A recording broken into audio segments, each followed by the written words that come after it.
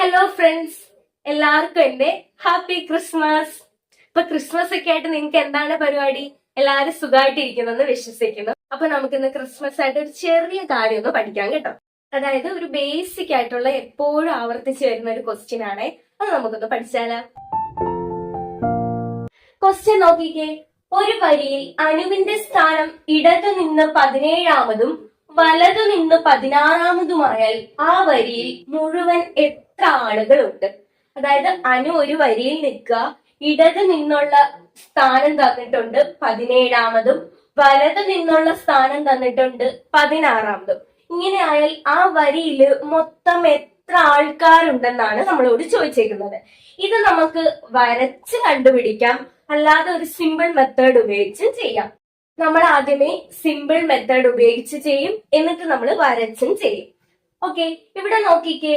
അനുവിന്റെ ഇടത്ത് നിന്നിട്ടുള്ള സ്ഥാനവും തന്നിട്ടുണ്ട്, വലത്ത് നിന്നിട്ടുള്ള സ്ഥാനവും തന്നിട്ടുണ്ട്. അതായത് ഒരാളുടെ ഇരുവശത്തുമുള്ള സ്ഥാനം തന്നിട്ട് മുഴുവൻ എത്ര ആളുകൾ ഉണ്ടെന്നാണ് ഇവിടെ ചോദിച്ചേക്കുന്നത്. ഒന്നെങ്കിൽ ഇടത്ത് നിന്ന് വലത്ത് നിന്നുള്ള സ്ഥാനം തരും, അല്ലെങ്കിൽ മുകളിൽ നിന്നും താഴെ നിന്നുള്ള സ്ഥാനം തരും, അല്ലെങ്കിൽ പിന്നിൽ നിന്നും മുൻപിൽ നിന്നുള്ള സ്ഥാനം തരും. ഇങ്ങനെ ഏത് രീതിയിൽ ചോദിച്ചാലും നമ്മൾ ചെയ്യേണ്ടത്, ഇവിടെ ഇപ്പം ലെഫ്റ്റ് നിന്ന് ഇടത്ത് നിന്ന് 17-ാമതും വലത്ത് നിന്ന് റൈറ്റ് നിന്ന് 16-ാമതുമാണ്. അപ്പൊ നമുക്ക് മുഴുവൻ ആളുകളെ കണ്ടുപിടിക്കാൻ 17ഉം 16ഉം കൂടെ കൂട്ടി 1 കുറയ്ക്കുക. 17 പ്ലസ് 16 മൈനസ് 1. 17 പ്ലസ് 16 33 മൈനസ് 1 32 എന്ന് കിട്ടും. അതായത് ആ വരിയിൽ 32 ആളുകളാണ് ഉള്ളത്. എന്താണ്? ഒരാളെ തന്നിട്ട് അയാളുടെ ഇടത്ത് നിന്നും വലത്ത് നിന്നുള്ള സ്ഥാനം, അല്ലെങ്കിൽ മുകളിൽ നിന്നും താഴെ നിന്നുള്ള സ്ഥാനം, അല്ലെങ്കിൽ പിന്നിൽ നിന്നും മുൻപിൽ നിന്നുള്ള സ്ഥാനം, ഇങ്ങനെ ഒരാളെ തന്നിട്ട് ആ 2 സ്ഥാനങ്ങളും തന്നു കഴിഞ്ഞാൽ, ഇരുവശത്തുമുള്ള സ്ഥാനങ്ങൾ തന്നിട്ട് മുഴുവൻ ആളുകളെ കണ്ടുപിടിക്കാൻ ചോദിച്ചു കഴിഞ്ഞാൽ ആ 2 തന്നേക്കുന്നത് കൂട്ടുക, 1 കുറയ്ക്കുക.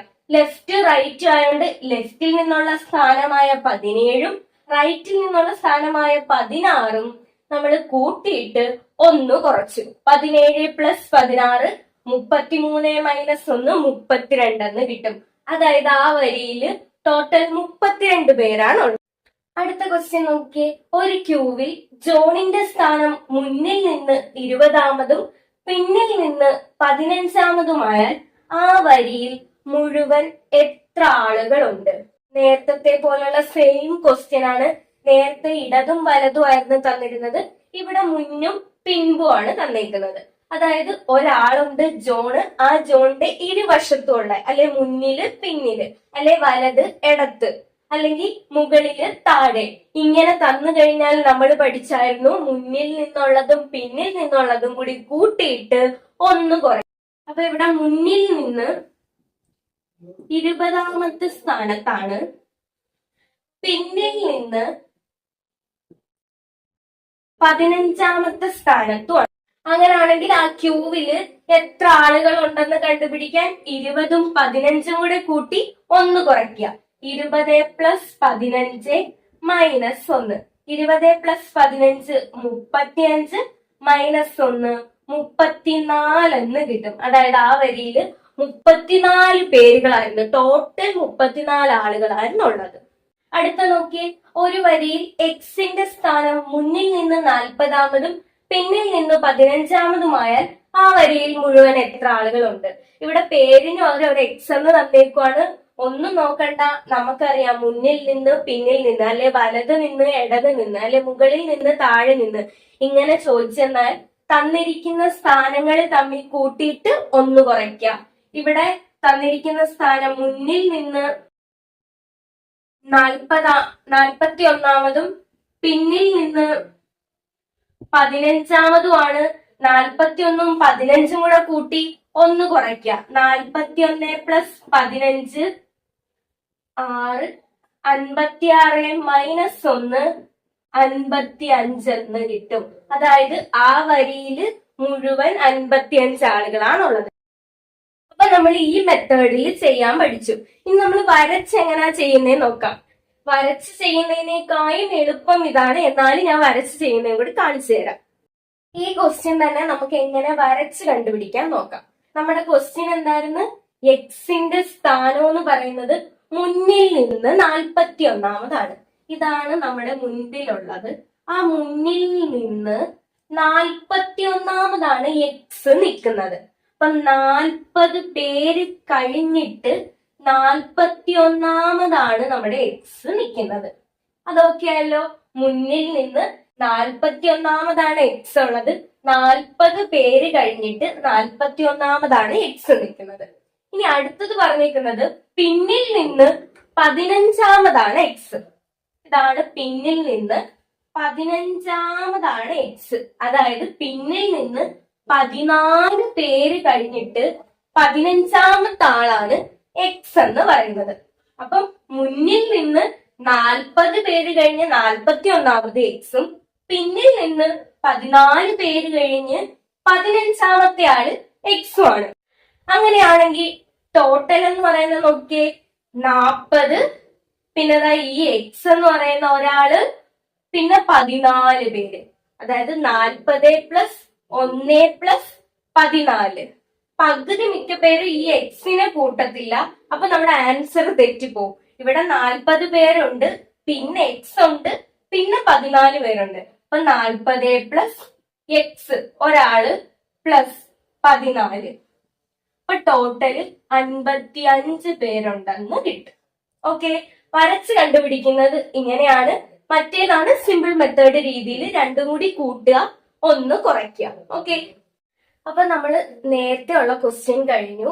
ഇടതു നിന്നോ വലതു നിന്നോ അല്ലെങ്കിൽ മുകളിൽ നിന്നോ താഴെ നിന്നോ പിന്നിൽ നിന്നോ മുന്നിൽ നിന്നോ തന്നു കഴിഞ്ഞിട്ട് ടോട്ടൽ എത്ര പേര് ആ വരിയിൽ ഉണ്ടെന്ന് കണ്ടുപിടിക്കുന്നത് നമ്മൾ ചെയ്തു കഴിഞ്ഞു.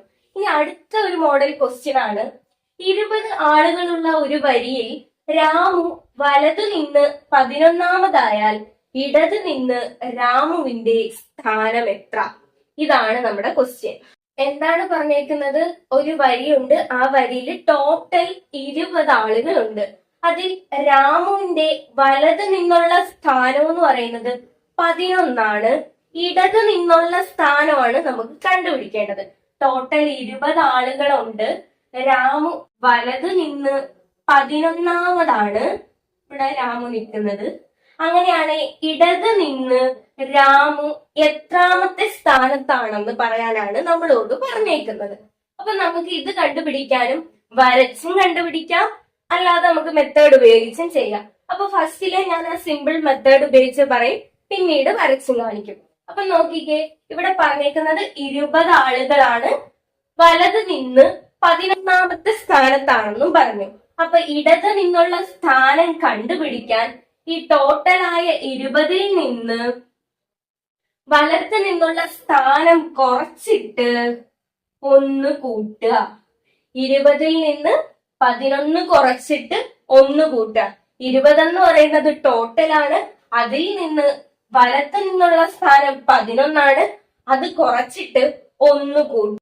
20-ൽ നിന്ന് 11 കുറയ്ക്കുമ്പോ 9, 9ന്റെ കൂടെ 1 കൂട്ടുമ്പോൾ 10 എന്ന് കിട്ടും. അതായത് ഇടത് നിന്ന് രാമുവിന്റെ സ്ഥാനം എന്ന് പറയുന്നത് 10. ഇവിടെ എന്താണ് ചെയ്തത്? ടോട്ടൽ ആളുകൾ തന്നിട്ടുണ്ട്, വലത് നിന്നുള്ള സ്ഥാനവും തന്നിട്ടുണ്ട്. അങ്ങനെയാണെങ്കിൽ ഇടത് നിന്നുള്ള സ്ഥാനമാണ് ചോദിച്ചേക്കുന്നത്. അപ്പൊ ടോട്ടലിൽ നിന്ന് വലത് നിന്നുള്ള സ്ഥാനം കുറച്ചിട്ട് 1 കൂട്ടുക. 20-ൽ നിന്ന് 11 പോകുമ്പോൾ 9, 9ന്റെ കൂടെ 1 കൂട്ടുമ്പോൾ 10 കിട്ടും. അതായത് ഇടത് നിന്ന് രാമുവിന്റെ സ്ഥാനം എന്ന് പറയുന്നത് 10. അടുത്തൊരു ക്വസ്റ്റ്യൻ നോക്കിക്കേ. 50 ആളുകളുള്ള ഒരു വരിയിൽ എക്സ് ഇടത് നിന്ന് 29-ാമതായാൽ വലത് നിന്ന് എക്സിന്റെ സ്ഥാനം എത്ര? അപ്പൊ ഒരു വരിയുണ്ട്, അതിൽ ടോട്ടൽ 50 ആളുകളാണ് ഉള്ളത്.